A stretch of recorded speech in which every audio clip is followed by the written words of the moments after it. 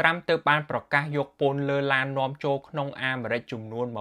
25% ដែលនឹងចាប់ផ្ដើមនៅអាទិត្យក្រោយនេះ What we're going to be doing is a 25% tariff on all cars that are not made in the United States. If they're made in the United States, there's absolutely no tariff. We start off with a 2.5% base, which is what we were at, and we go to 25%. And basically, as you know, and as you've been saying, not reporting as accurately as it should be reported because it's a massive story. Business is coming back to the United States so that they don't have to pay tariffs. And I think also because of November 5th, the election, they're very happy. ប្រធានាធិបតីអាមេរិក Donald Trump កាលពីថ្ងៃពុធបានប្រកាសពន្ធ 25% លើរថយន្តនាំចូលនិងឡានដឹកទំនិញធុនស្រាលដែលនឹងចាប់ផ្ដើមនៅសប្តាហ៍ក្រោយ ការសម្រេចចិត្តនេះគឺជាផ្នែកមួយនៃផែនការរបស់គាត់ក្នុងការដោះស្រាយបញ្ហាពាណិជ្ជកម្មសកល អ្នកជំនាញក្នុងឧស្សាហកម្មរថយន្តរំពឹងថាការផ្លាស់ប្ដូរនេះនឹងបង្កើនតម្លៃរថយន្តនិងពន្យឺតផលិតកម្ម កាលពីម្សិលមិញនេះត្រាំបានប្រកាសដាក់ពន្ធ 25% ទៅលើឡានធម្មតាហើយនឹងឡានដឹកទំនិញធុនស្រាលដែលនាំចូលទៅក្នុងប្រទេសអាមេរិក ហើយថ្ងៃដែលចាប់ផ្ដើមយកពន្ធនេះគឺនៅថ្ងៃអាទិត្យក្រោយនេះឯង អ្នកជំនាញថាតម្លៃឡាននៅអាមេរិកនឹងកើនឡើងហើយនឹងការផលិតឡាននឹងកាន់តែយឺតជាងមុនទៅទៀត នៅក្នុងការិយាល័យ Oval នៅសេតវិមានត្រាំបានពន្យល់ថាពន្ធនេះនឹងអនុវត្តចំពោះរថយន្តទាំងអស់ដែលមិនត្រូវបានផលិតនៅក្នុងសហរដ្ឋអាមេរិក គាត់មើលឃើញការយកពន្ធគឺជាមធ្យោបាយមួយដើម្បីបង្កើនប្រាក់ចំណូលរបស់រដ្ឋាភិបាលដើម្បីគាំទ្រទៅដល់ការកាត់បន្ថយពន្ធ និងជួយទៅដល់ឧស្សាហកម្មអាមេរិកដែលធ្លាក់ចុះអស់រយៈពេលជាច្រើនឆ្នាំ ពន្ធនេះនឹងចាប់ផ្ដើមនៅថ្ងៃទី 3 ខែមេសា ត្រាំបាននិយាយពី Oval Office ថាការយកពន្ធដ៏ខ្ពស់នេះគឺដើម្បីបង្កើនលុយរដ្ឋហើយ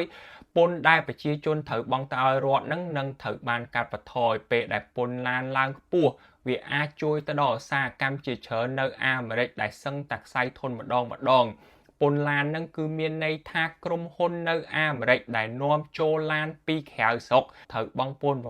25% មិនមែនក្រុមហ៊ុនឡាននៅក្រៅប្រទេសគឺជាអ្នកបង់ពន្ធនឹងនោះទេ មេដឹកនាំអឺរ៉ុបនិងកាណាដាបានរិះគន់ទង្វើនេះ លោកស្រី Ursula von der Leyen ប្រធានគណៈកម្មការអឺរ៉ុបបានហៅវាថា bad for businesses, worse for consumers គឺមានន័យថាវាអាក្រក់សម្រាប់អាជីវកម្មកាន់តែអាក្រក់សម្រាប់អ្នកប្រើប្រាស់ ចង់ថានៅពេលដែលក្រុមហ៊ុនឡាននៅអាមេរិកបង់ពន្ធនឹងតម្លៃឡានវាអាចនឹងកើនឡើងតាមនឹងដែរនៅពេលដែលតម្លៃកើនឡើងអ្នកទិញនឹងក៏ថយចុះ និយាយទៅគឺវាប៉ះពាល់ទាំងអ្នកលក់ឡានដែលនាំចូលហើយនិងអ្នកដែលទិញឡានមកជិះផងដែរ នាយករដ្ឋមន្ត្រីកាណាដាលោក Mark Carney បានលើកឡើងថាវាគឺជាការវាយប្រហារដោយផ្ទាល់ទៅលើកម្មករកាណាដា គាត់ថា we will defend our workers, we will defend our companies, we will defend our country and we will defend it together គាត់បានសន្យាថានឹងការពារកម្មករនិងការពារក្រុមហ៊ុនកាណាដា United Auto Workers ដែលជាសហជីពតំណាងកម្មកររថយន្តអាមេរិកបានគាំទ្រពន្ធនេះ ពួកគេជឿថាវាគឺជាជំហានមួយនៅក្នុងទិសដៅដ៏ត្រឹមត្រូវសម្រាប់ការបង្កើតការងារនៅក្នុងឧស្សាហកម្មរថយន្តនៅសហរដ្ឋអាមេរិក ការប្រកាសនេះធ្វើឲ្យភាគហ៊ុនរបស់ក្រុមហ៊ុនរថយន្តអាមេរិកធ្លាក់ចុះ ពន្ធនេះបានមកពីការស៊ើបអង្កេតឆ្នាំ 2019 ដែលបានរកឃើញថាការនាំចូលរថយន្តប៉ះពាល់ទៅដល់សន្តិសុខជាតិរបស់សហរដ្ឋអាមេរិក ទោះបីជាពេលនោះមិនមានការយកពន្ធក៏ដោយ មានការស៊ើបអង្កេតកាលពីឆ្នាំ 2019 បានរកឃើញថាការនាំចូលឡានពីប្រទេសក្រៅវាប៉ះពាល់ទៅដល់សន្តិសុខជាតិអាមេរិក ទើបឥឡូវនេះពេលដែលត្រាំចូលកាន់តំណែងក៏ដាក់ពន្ធ 25% ទៅលើឡានតែម្ដង ការប្រកាសរបស់ត្រាំក៏រួមបញ្ចូលទៅលើការលើកលែងបណ្ដោះអាសន្នផងដែរគ្រឿងបន្លាស់រថយន្តដែលបំពេញតាមកិច្ចព្រមព្រៀងអាមេរិក មេក្សិកនិងកាណាដា USMCA នឹងមិនប្រឈមមុខទៅនឹងពន្ធនេះនៅឡើយទេ កិច្ចព្រមព្រៀងនឹងឲ្យអាមេរិក មេក្ស៊ីកូហើយនិងកាណាដានឹងរកស៊ីជាមួយគ្នាដោយអត់ចាំបាច់បង់ពន្ធនោះទេគឺ duty free ឥឡូវនឹងការនាំចូលគ្រឿងបន្លាស់ឡានពីមេក្ស៊ីកូហើយនិងកាណាដានឹងត្រូវបានលើកលែងបណ្ដោះអាសន្នសិនរហូតទៅដល់ខែ 5 អាមេរិកបាននាំចូលផលិតផលរថយន្តដែលមានតម្លៃ$474,000 លានក្នុងឆ្នាំ2024 ដោយរួមមានមិចស៊ិក ជប៉ុន កូរ៉េខាងត្បូង កាណាដា និងអាល្លឺម៉ង់ដែលជាអ្នកផ្គត់ផ្គង់ធំបំផុត មុនពេលដែលការប្រកាសរបស់ត្រាំភាគហ៊ុនក្រុមហ៊ុនរថយន្តបានធ្លាក់ចុះដោយសារតែអ្នកវិនិយោគខ្លាចថាពន្ធថ្មីនេះនឹងប៉ះពាល់ទៅដល់ឧស្សាហកម្មរថយន្តពិភពលោក ត្រាំក៏បាននិយាយផងដែរថាពន្ធគយថ្ងៃទី 2 ខែមេសាខាងមុខនេះប្រហែលជាមិនធ្ងន់ធ្ងរដោយការរំពឹងទុកនោះទេ លោកបានបញ្យល់ថាពន្ធថ្មីវាអាចមានចំនួនតិចជាងអ្វីដែលសហរដ្ឋអាមេរិកត្រូវបានប្រទេសដទៃយកពីអាមេរិកអស់រយៈពេលជាច្រើនឆ្នាំ ត្រាំថាពន្ធថ្មីនឹងអត់ធ្ងន់ធ្ងរដោយការគិតអត់ធ្ងន់ដល់ប្រទេសផ្សេងដែលយកពីអាមេរិកកន្លងមកនឹងផង